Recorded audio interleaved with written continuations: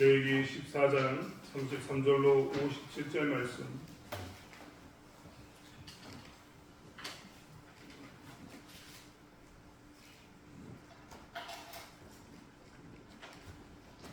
말씀을 찾으시면 레위기 14장 33절로 57절의 말씀을 한 목소리로 함께 합독하겠습니다.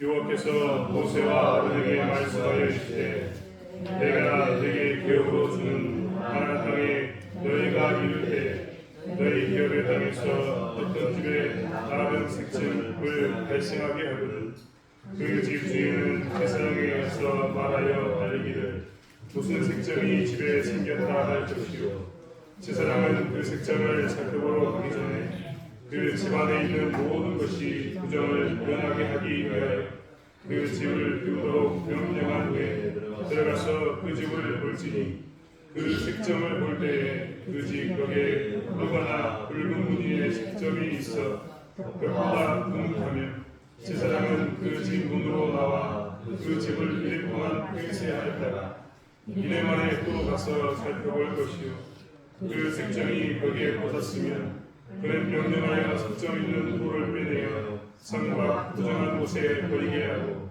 또 집 안 사람을 긁게 하고 그 긁은 흙을 성 밖 부정한 곳에 쏟아버리게 할 것이요 그들은 다른 돌로 그 돌을 대신하며 다른 흙으로 집에 버릴지니라. 돌을 빼내며 집을 긁고 고쳐 바른 후에 색점이 집에 재발하면 제사장은 또 가서 살펴볼 것이요 그 색점이 만일 집에 퍼졌으면 악성 나병인즉 이는 부정하리. 그는 그 집을 헐고 돌과 그 제목과 그 집의 모든 흙을 성 밖 부정한 곳으로 내어 갈 것이며 그 집을 폐쇄할 날 동안에 들어가는 자는 저녁까지 부정할 것이요 그 집에서 자는 자는 그의 옷을 빨 것이요 그 집에서 먹는 자도 그의 옷을 빨 것이니라. 그 집을 고쳐 박은 후에 제사장이 들어가 살펴보아서 색점이 집에 퍼지지 아니하였으면 이는 색점이 나은 것이니 제사장은 그 집을 정하라 하고 그는 그 집을 정결하게 하기 위하여 새 2마리와 백향목과 홍색실과 우슬초를 가져다가 그 새 하나를 흐르는 물 위 질그릇 안에서 잡고 백향목과 우슬초와 홍색실과 살아있는 새를 가져다가 작은 새의 피와 흐르는 물을 찍어 그 집에 7번 뿌릴 것이요 그는 새의 피와 흐르는 물과 살아있는 새와 백향목과 우슬초와 홍색실로 집을 정결하게 하고 그 살아있는 새는 성 밖 들에 놓아주고 그 집을 위하여 축제할 것이다. 그리하면 정결하리라. 이는 각종 나병 항구에 대한 규례니 곧 옴과 의복과 가옥의 나병과 돋는 것과 뾰루지와 색점이 어느 때는 부정하고 어느 때는 정함을 가르치는 것이니 나병의 규례가 이러하니라. 아멘. 하나님께서는 이제 집에 생기는 악성 전염성 질병 짜라티에 대해서 이야기하고 있습니다. 우리가 이야기했던 것처럼 다른 것들은 쉽게 버릴 수 있고 사람이 나병이 오면 쉽게 격리시킬 수 있지만 집이라는 것은 쉽게 결정할 수 있는 문제가 결코 아닙니다. 물론 우리가 사람의 가치가 더 큰가 혹은 집의 가치가 더 큰가를 따져보면 우리는 도의적으로 윤리적으로 사람이 훨씬 더 크다라고 이야기합니다. 하지만 사람의 가치가 더 크다는 것을 부정하는 것은 아니지만 집의 가치는 우리가 이루 말할 수가 없습니다. 일평생 살아가면서 집을 하나 사기 위해서 한국 사람은 얼마나 고생하는지 모르겠습니다. 동양에 있는 사람들은 대부분 다 집 한 채를 사서 일평생 집에 대한 돈을 갚다가 그의 삶을 마감하게 됩니다. 집 하나에 목숨을 거는 그러한 삶을 살고 있는 것이 우리들의 삶의 문제입니다. 집의 문제는 사람에게 그만큼 중요하기 때문에 그렇습니다. 나이가 들어서 집이 있는 것과 없는 것의 차이는 굉장히 많습니다. 나이가 들어서 집이 있다는 것은 평온함을 누릴 수 있습니다. 거주에 대한 불안감이 사라지면서 사람은 노년을 준비할 수 있는 겁니다. 하지만 집이 없으면 그때부터 사람은 불안해지기 시작합니다. 그만큼 집은 우리 인생 가운데 중요한 겁니다. 자녀들을 소위 말하는 결혼하고 시집 보낼 때 결혼시킬 때 우리는 제일 먼저 뭘 생각하냐면 또 여전히 집을 생각합니다. 집이 있어야지만 자녀들의 삶이 안정적이기 때문에 그렇습니다. 이렇게 집은 막연하게 돈의 가치를 뛰어넘어서 우리에게 좀 더 큰 의미를 주는 것이 집에 관한 문제입니다. 이스라엘 백성들에게서 집은 그렇지 않을까요? 그들도 동일합니다. 오늘 레위기의 말씀은 사실 이스라엘 백성들이 광야에 있었을 때 받았습니다. 그런데 하나님께서는 장막에 대해서 이야기하시는 게 아니라 집에 대해서 이야기합니다. 앞으로 들어가면 그들은 더 집에 대해서 많은 관심이 깊게 뻔하기 때문에 앞으로 있을 집에 대해서 이야기하게 됩니다. 광야에서 40년 동안 살았던 사람들에게 정착할 수 있는 집이 있다는 것은 우리가 생각하는 것 이상으로 큰 의미를 가졌을 겁니다. 그런 그들에게 집의 소중함은 말할 것도 없습니다. 만약에 그런 집에 이 짜라트라고 이야기했던 악성 전염성 질병이 걸리면 어떻게 해야 되는가?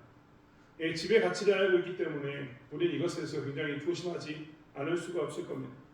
하지만 이스라엘은 자기 집에 곰팡이가 핀다면 나병석전 같은 악성 전염성 질병이 짜라트의 어떤 흔적들이 보이면 무엇을 해야 되느냐? 이것에 대해서 평가할 수 있는 제사장에 가서 이야기했었어야 했습니다. 오늘 36절에 보면 재밌는 것은 무엇이냐면 제사장은 그 색점을 살펴보러 가기 전에 그 집 안에 있는 모든 것이 부정을 면하게 하기 위하여 그 집을 비우도록 명령한 후에 들어가서라고 이야기합니다. 이 말은 무엇이냐면 제사장이 만약에 집에 들어가서 야 여기 부정하다라고 얘기하는 순간 이 안에 있는 모든 집기들도 다 어떻게 되냐면 부정해집니다. 그러면 집에 있는 것을 다 손댈 수 있나요? 없나요? 없습니다. 그래서 하나님은 아예 율법적으로 정해놓으셨습니다. 제사장이 들어가기 전에 제사장이 집에 가서 부정을 평가하기 전에 사람들에게 이야기해줍니다. 너희 집에서 필요한 물건들은 다 밖으로 끄집어내라. 왜냐하면 만약에 들어가고 난 후에 이 집이 부정하다는 순간 그 집 안에 있는 모든 것은 다 부정해져서 손댈 수 없기 때문에 그렇습니다. 그래서 물건을 다 꺼내고 난 후에 제사장은 그 집을 살펴보게 됩니다. 그런데 그 집에 정말 색점이 보이면 제사장은 어떻게 해야 되느냐? 그 집에서 나와서 그 집을 7일 동안 폐쇄했어야 했습니다. 그리고 7일 만에 다시 돌아가서 그 집에 여전히 색점이 퍼져 있으면 즉 짜라트라고 이야기했던 그 전염성 질병의 흔적들이 남아있으면 제사장은 뭐라고 이야기하냐면 그 모든 집을 허물어서 부정한 곳에 성박 부정한 곳에 갖다 버려라 라고 이야기합니다. 굉장한 끔찍한 결과지 않겠습니까? 자기가 살고 있는 집에 대해서 제사장이 만약에 이 모든 것을 정리해가지고 버려라 라고 이야기하면 이스라엘은 정리해서 버려야 합니다. 그뿐만 아닙니다. 돌을 다 빼고 난 다음에 정리해서 버렸는데 새로 집을 지었습니다. 그런데 그 집에 또다시 이 색점이 발견이 됩니다. 그러면 그때 또 어떻게 해야 되느냐? 여전히 동일합니다. 제사장은 그 집에 대해서 다시 한번 털어서 모두 다 갖다 버려라 라고 선포하게 됩니다.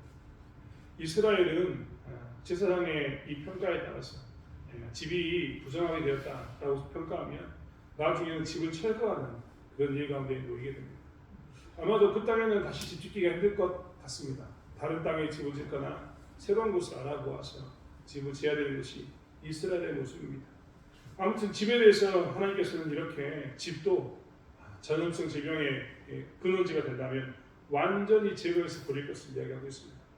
그리고 다시 그 집을 고쳐 바른 후에 만약에 전염성 질병이 퍼지지 않으면 그때에는 우리가 지난번에 보았던 짜라트에 걸렸던 사람들이 했던 것처럼 번제, 소제, 속제제, 속건제를 드려라 라고 이야기합니다. 그 집을 위해서 드리라고 이야기하는 겁니다.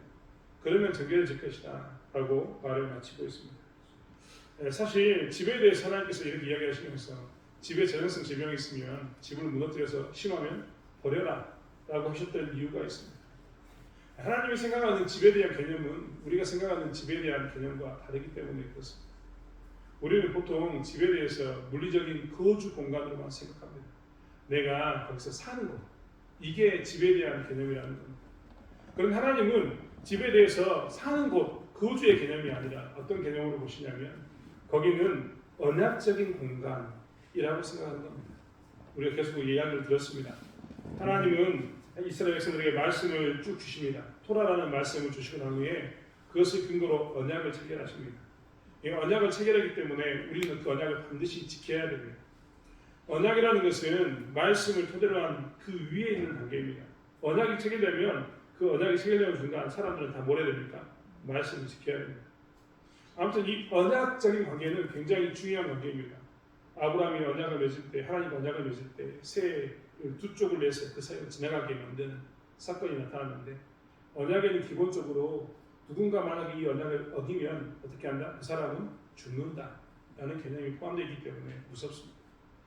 아무튼 이렇게 해서 하나님께서는 이 집에 대해서 어떻게 생각하신다고 이야기하시냐면, 집은 더 이상 거주하는 공간이 아니라 하나님의 백성의 집은 언약적인 공간이야 라고 이야기한 겁니다. 하나님의 백성의 공간이, 집이 언약적인 공간이야 라고 선포되는 순간 그 집은 어떻게 되냐면 거룩해야 됩니다. 왜요? 하나님과 관계를 맺어서 하나님이 통치하는 땅이 되었기 때문에 그렇습니다. 하나님이 통치하는 땅이 되는 순간 그 집은 이제 어떻게 되냐면 단순히 거주하는, 먹고 자는 문제에 대해서 해결하는 곳이 아니라 무엇이어야 되는 공간이냐면 하나님이 보시기에 합당한 거룩한 공간, 즉 그 집 안에서는 뭘 경험하고 살아냐면 언약을 맺었으니까 토라가, 하나님의 말씀이 그 집을 주관하면서 그 집의 기준이 되어서 온전히 말씀이 그 집을, 그 공간을 지배하는 그런 집이 되어야 되는 겁니다. 그러니까 하나님께서는 집에 대해서 이스라엘 백성들에게 허락하시면서 애시당초 우리가 생각하는 거주의 개념으로만 생각하는 게 아니라 집은, 하나님의 백성의 집은 거기에 언약이 실천되어야 될 곳이야 라고 선포했던 겁니다. 그렇기 때문에 하나님은 하나님의 백성의 집이 온전하지 못한 것에 대해서 그 오염을 제거해라. 오염을 제거하지 않으면 어떻게 한다? 차라리 집을 헐어버려라. 부정한 것을 내다버리고 새로 짓는 게 낫다 라고 말씀하고 계시는 겁니다. 이유는 딱 하나뿐입니다. 언약적 공간이기 때문에 그렇습니다. 우리는 예수 믿고 난 후에 우리의 가정에 대한, 집에 대한 개념을 자칫 잘못하면 그저 거주의 공간으로 생각할 때가 있는데 이것은 잘못된 생각입니다. 하나님은 우리를 하나님의 백성 삼으시고 난 이후에 예수 그리스도의 핏값으로 은혜 언약, 소위 말하는 새 언약을 우리와 함께 맺으셨습니다. 새 언약이 맺어진 순간 우리는 예수의 핏값 가운데 어떻게 하냐면 언약 백성이 됩니다. 그리고 새 언약이라는 변하지 않는 언약 가운데, 은혜 언약 가운데 우리는 거하게 되고, 우리는 은혜 언약 안에 공동체, 즉 하나님의 백성이 되는 겁니다. 그러면 그때에도 하나님께서는 동일하게 이스라엘 백성들에게 했던 말처럼 너희들의 집은 이제 더 이상 거주하는 공간이 아니라 어떤 공간? 언약의 공간이 된다라고 우리에게 선포해 주셨습니다. 그렇기 때문에 우리가 교회 안에서 이렇게 공적인 예배를 드릴 때 거룩함을 지키고 엄숙함을 지키고 하나님의 음성을 듣기를 위해서 기도하고 간구하고 하는 이런 모습이 어디에도 있어야 되느냐? 가정 안에도 있어야 되는 겁니다. 가정 안에도 무엇이 있어야 되냐면 이런 분위기, 이런 공적인 분위기가 존재하고 있어야 된다는 겁니다. 하지만 우리의 가정들은 항상 거주의 목적인 사적인 분위기가 훨씬 강합니다. 가정이 공적인 분위기 가운데서 이 예배를 드려야 될, 하나님이 거주하는 공간이다, 거룩성을 지켜야 될 공간이라고 생각하는 가정은 거의 없습니다. 저부터도 그렇습니다. 집에 들어가면 일단 편합니다. 그러니까 나의 모든 것이 다 드러납니다. 사실 신앙생활하면서 우리가 늘 이야기하지 않습니까? 목회자의 가정의 자녀들이, 목회자의 아내가 가정에 들어온 남편을 통해서 실족하는 경우가 많다. 강단에서는 그렇게 거룩한데, 말하는 것은 성도들 앞에서는 그렇게 거룩한데 집에 들어가면 거룩하지 못하다라고 목회자들에 대해서 이야기하는 경우가 많습니다. 목회자의 자녀들이 우리 아버지는 교회에서의 모습과 집에서의 모습이 달라요 라고 이야기하면서 그것 때문에 나는 하나님 믿는 것에 대해서 회의적이다 라고 이야기하는 경우가 많습니다. 참 부끄럽지만 목회자들마저도 어떤 생각을 가지고 있냐면 집은 사적인 공간이라는 의미가 더 강합니다.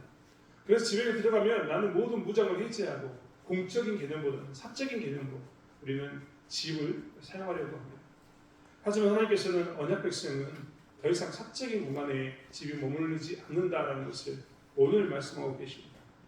하나님은 아예 집에 대해서 거주하는 사적인 공간이 아니라 너희들은 이제 하나님의 백성이 됐기 때문에 언약 안에서 공적인 공간이 되었어 라고 선포하신 겁니다.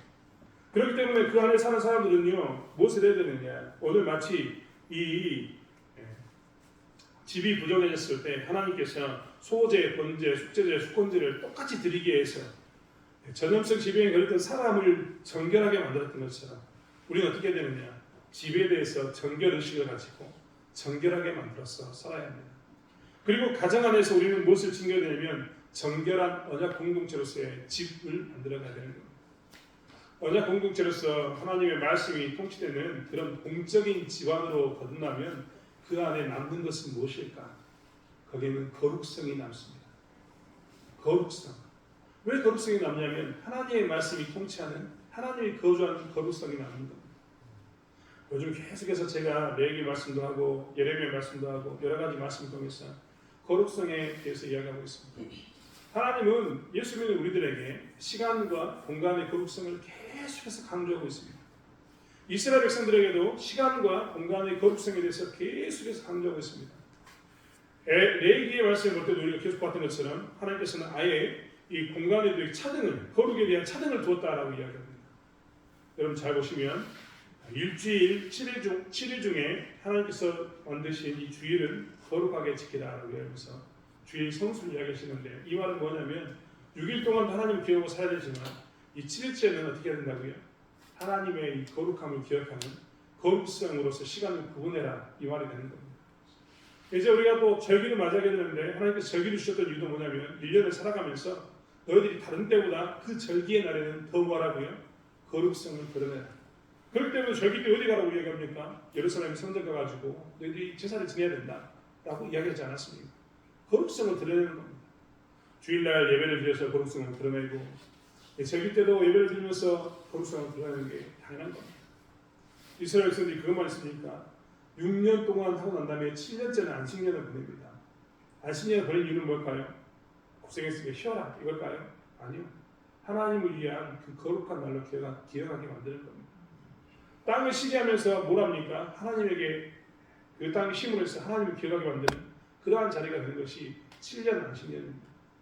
7년이 다시 7번 돌아오면 뭘 하던가요? 희년을 지킵니다. 50년 희년. 이때도 뭐냐면 50년에 한 번씩은 뭘 해야 된다고요?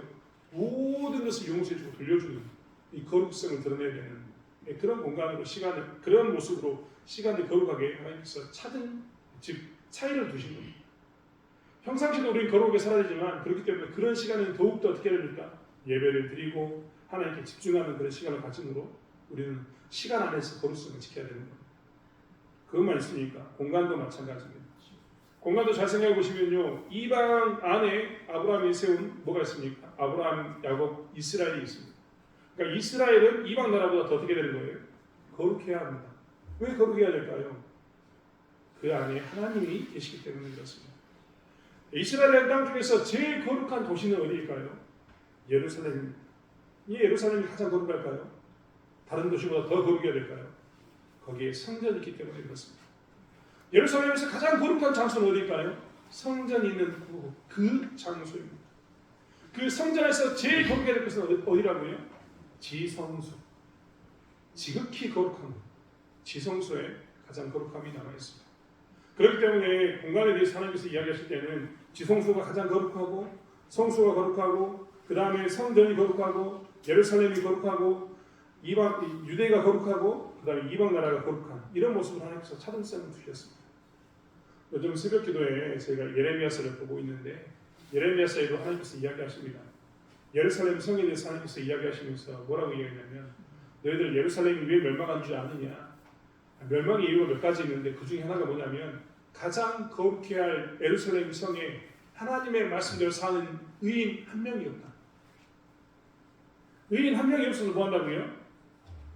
그 땅에 거룩성을 지켜야 할 의인 한 명이 없어서 유대 땅을 멸망시키겠다. 성전 안에 거룩함을 지키는 성전이 있는 예루살렘, 가장 거룩한 그 땅에 하나님의 말씀대로 사는 의인 한 명이 없으면 그 성전은 의미가 없다라고 이야기하면서 하나님께서는 뭘 하시냐면 예루살렘을 멸망시켜버립니다. 다 무엇이냐면 이 거룩성의 차등성 때문에 그렇습니다. 이방에는 의인이 없을 수 있습니다. 하지만 예루살렘은 반드시 의인이 있어야 합니다. 왜 있어야 될까요? 하나님이 임재하신다고 이야기했던 그 성전이 있고 하나님 말씀이 있기 때문에 그렇습니다. 이게 무엇이냐면 거룩의 차등성입니다. 저희도 한번 생각해 보십시오. 밖에서는요, 일하면서는 욕도 있지만 교회 들어오는 순간 어떻게 합니까? 욕 안 합니다. 교회에서 욕하면 이상한 사람 취급하죠. 그게 다 무엇이냐면 교회가 거룩하다고 생각하는 차등성 때문에 그렇습니다. 교회는 세상보다는 거룩해야 됩니다. 다 마찬가지인 겁니다. 이런 것처럼 우리의 가정에 대해서도 이런 생각이 있어야 합니다. 하나님은 우리의 가정에 대해서 그렇게 구분해 놓으셨기 때문에 그렇습니다. 영광 안에 있는 수많은 가정이 있는데 그 가정 가운데서 우리의 가정은 주변에 있는 가정과 다른 거룩성을 가지고 있는 가정이어야 하는 겁니다. 거룩성이 다른 지역에 비해서 믿지 않은 옆집에 비해서 거룩성이 더 있어야 되는 곳이 어디라고요? 우리의 집인 겁니다. 가정은 그렇기 때문에 거룩성이 존재해야 되는 그런 언약적 공간으로서 존재해야 되는 겁니다. 우리는 요한복음 2장 13절과 21절의 말씀에 예수께서 성전을 청결하게 만드시는 사건을 보았습니다. 예수님이 분노하시면서 그 모든 장사하는 사람들의 가판대를 뒤집어 엎어버립니다. 소위 이야기하면 밥상 엎어버린 겁니다. 그만큼 예수님은 무엇을 이야기하셨냐면 성전에 대한 거룩성을 이야기했습니다. 우리의 가정도 사실은 무엇이냐? 그러한 거룩성을 가지고 살아야 합니다. 하지만 우리는 공간의 거룩성, 가정의 거룩성에 대해서 너무나 쉽게 여깁니다. 우리가 거하는 집이라는 그 거주의 개념, 그리고 사적인 공간으로만 기록해서 우리 가정 안에서 거룩성이 드러난 일들에 대해서 신경 쓰지 않습니다. 하지만 우리는 가정 안에서 거룩성이 드러날 수 있도록 준비해야 합니다. 교회 안에 우상이 있으면 안 되는 것처럼 우리의 가정도 세상의 가정과 구분되는 그 공공성으로서의 그 거룩성을 가져야 되기 때문에 그 안에 무엇이 있어서는 안 되냐면 우상의 형상이 있어서는 되지 않습니다. 교회 안에 우상에 대해서 하나님이 이 땅에 여기서 하나님을 찬양하면서 우상을 찬양할 수 없는 것처럼 우리 예수 믿는 사람의 가정은 어떻게 되냐면 그 가정 안에서 하나님을 이야기하는 거룩성이 드러나야 되는데 거기서 우상을 같이 경할 수 있는 이런 일이 있어서는 되지 않는 겁니다. 그래서 우리는 어떻게 되느냐?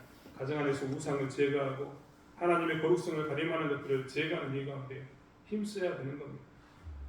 그렇다고 해서 사적인 공간으로서의 너무 사적인 그 생활을 무시하자는 게 아닙니다. 하지만 그 사적인 생활과 반드시 겸해서 무엇이 있어야 된다고요? 가정의 거룩함, 가정의 공적인 영역의 역할이 반드시 있어야 된다는 것을 보게 됩니다.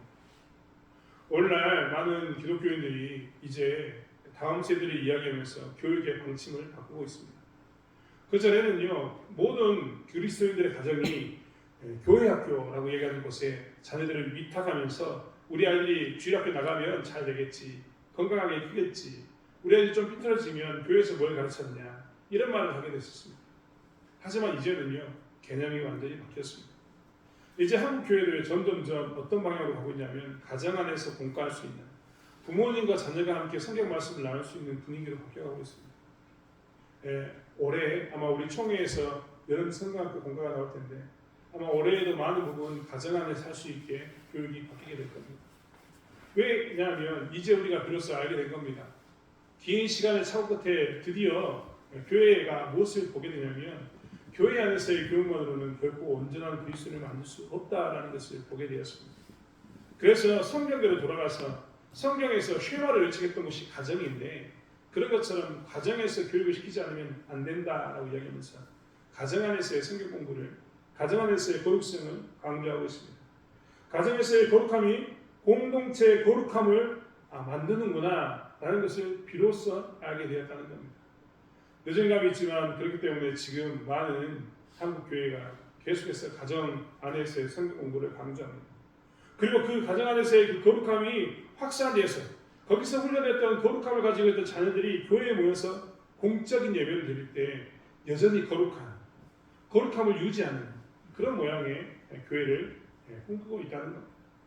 사실 이전부터 우리는 이미 이것을 진행했었어야 했는데 이에 대해서 굉장히 우리가 등한시하면서 미뤄뒀던 것이 사실입니다. 하지만 오늘 말씀에서도 하나님께서 이야기하시는 것처럼 가정의 정결함이 가장 필요한 것, 그리고 가정이 단순히 사적인 공간이 아니라 언약적인 공간, 거룩성이 있어야 할 공간인 것을 강조하신 것을 보면 우리는 우리의 가정을 어떻게 만들어야 되는가를 살펴볼 수 있습니다.